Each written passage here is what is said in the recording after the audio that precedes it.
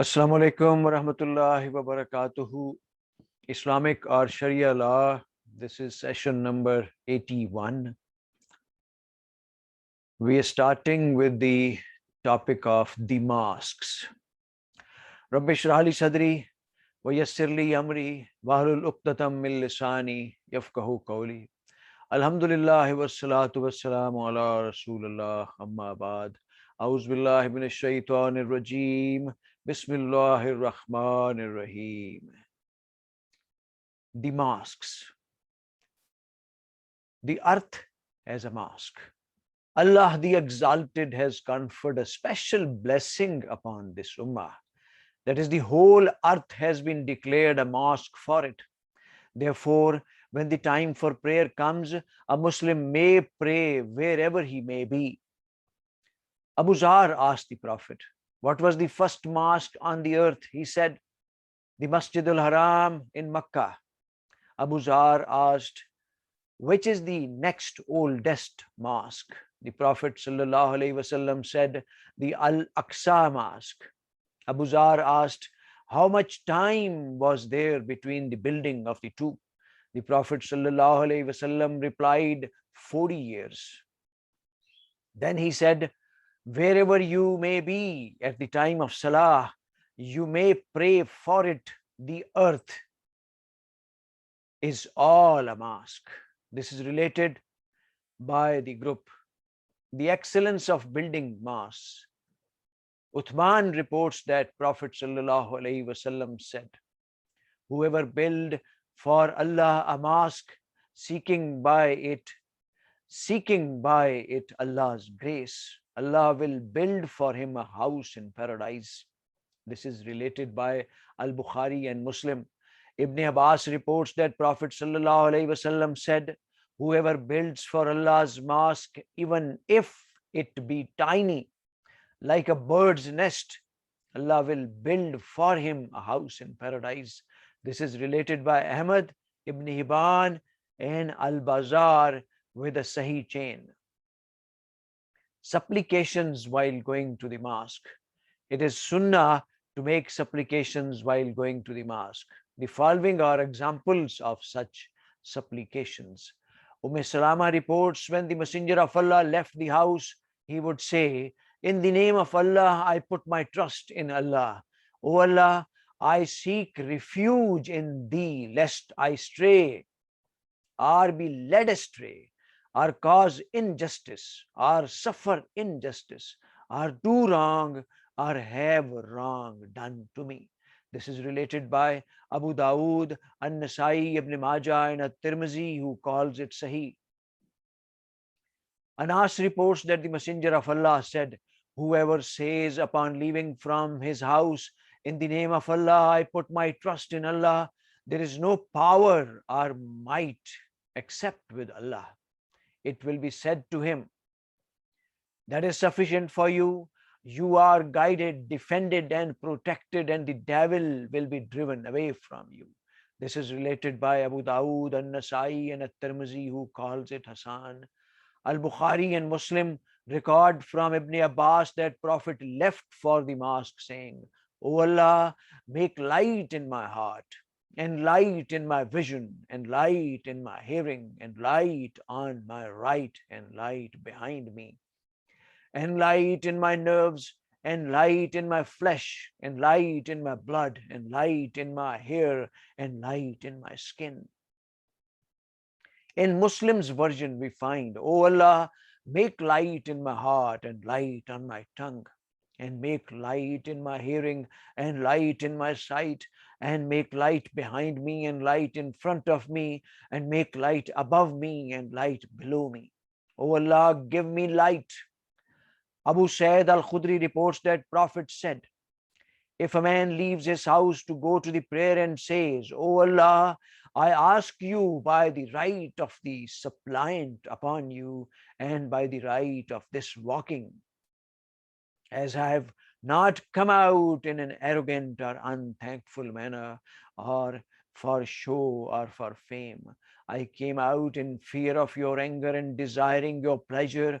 I ask you to rescue me from the fire and to forgive my sins, as no one forgives sins save you. Allah will assign for him 70,000 angels to ask forgiveness for him. And Allah turns his face to him until he finishes his prayer. This is related by Ahmad, Ibn Khuzaimah, and Ibn Majah. Al-Hafiz said that it is Hassan. Supplications upon entering and leaving the mosque. It is a sunnah for one who wants to enter the mosque to enter with his right foot first and to say, I seek refuge in Allah the Exalted and by his honorable face and in his everlasting authority, away from the outcast Satan.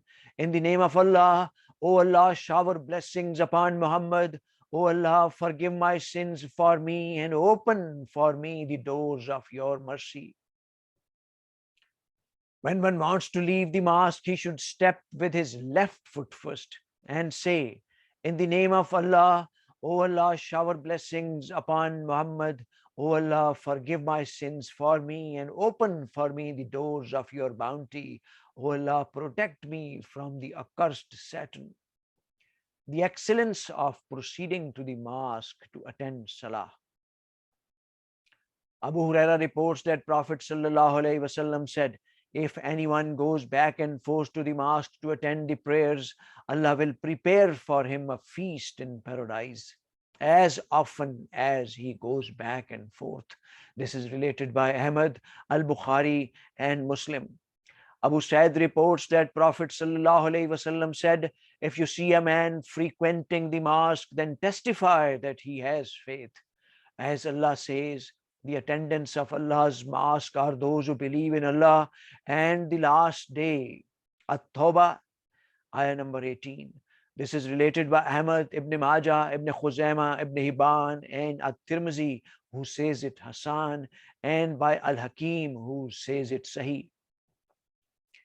Muslim records on the authority of Abu Huraira that Messenger of Allah said, if anyone purifies himself in his house and then walks to one of the houses of Allah to fulfill one of the obligations laid down by Allah, then each one of his steps will erase one of his sins and next will raise his degrees. Abu ad-Darda reports that Messenger of Allah said, the mosque is a house for every pious person, and Allah provides everyone whose house is the mosque with comfort, leisure, and a path to Allah's prayer, to paradise. This is related by Tabarani and Al-Bazar with a Sahih chain. We have already mentioned the hadith which begins with words, shall I not point out to you an act by which Allah erases sins and raises degrees? The prayer of salutations to the mosque, Tahiyyatul Masjid. Abu Qatada reports that Messenger of Allah said, when one of you comes to the mosque, he should pray 2 rakat before he sits. This is related by the group. 3 most excellent mosques. Jabir reports that Messenger of Allah said, prayer in the inviolable mosque in Makkah is like 100,000 prayers elsewhere, and prayers in my mosque in Medina is like 1,000 prayer elsewhere, and a prayer in Bait al-Maqdis in Jerusalem is like 500 prayers elsewhere. This is related by Al-Bihaqi, and As-Sayuti says it as Hassan.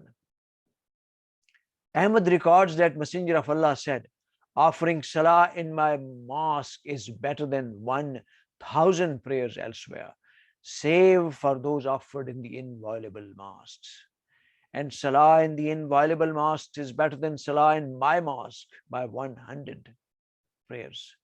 The Prophet said, one should not undertake a journey save to 3 mosques, the inviolable mosque in Makkah, my mosque here in Medina, and Masjid al-Aqsa in Jerusalem. This is related by the group. Embellishing the mosques. Anas reports that the Messenger of Allah said, The hour will not come to pass until the people vie with each other in building the mosque. This is related by Ahmad, Abu Dawood, An-Nasai, Ibn Majah, and Ibn Hibban, who calls it Sahih. Ibn Khuzaima's wording is, a time will come when the people will vie with each other in building the mosques, but very few will attend the mosques. Ibn Abbas reports that Messenger of Allah said, I have not been ordered to build high and lofty mosques. Abu Dawood's version adds, Ibn Abbas said, you will certainly embellish them as the Jews and Christians embellishing their places of worship. The preceding hadith was related by Abu Dawood and by Ibn Hibban, who calls it Sahih. Umar ordered mosques to be built and would say, protect the people from the rain, beware of red and yellow decorations, for they distract people. This is related by Ibn Khuzaimah in his Sahih and by Al-Bukhari in Mu'allaq form. Keeping the mosque clean and scenting them. Aisha reports that Prophet ordered that mosques be built in residential areas and that they be cleaned and perfumed. This is related by Ahmad, Abu Dawood, At-Tirmizi, Ibn Majah, and Ibn Hibban with a good chain. Abu Dawood's wording is, he ordered us to build the mosques in the residential areas, to build them well and to purify them. Abdullah would burn incense when Umar would sit on the pulpit. Anas reports that Prophet ﷺ said, the rewards of my ummah were placed before me, even for removing a speck of dust from the mosque. This is related by Abu Dawood, At-Tirmizi, and Ibn Khuzaimah, who calls it Sahih. Ladies and gentlemen, I would like to end this session about the mosque here. Inshallah, it will continue in the next session.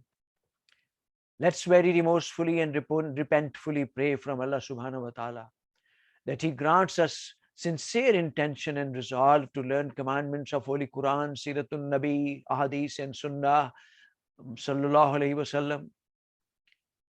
May Allah subhanahu wa ta'ala grants us courage and strength and wisdom to pass this benevolent knowledge to others and apply it 100% in letter and spirit in our societies, countries, and world as a whole. May Allah subhanahu wa ta'ala be our best guide and protector, and may He bestow upon us what is best suited for us. Ladies and gentlemen, please take care of yourselves, your kith and kins, and your environment as a whole. Inshallah, till next session. Allah Hafiz.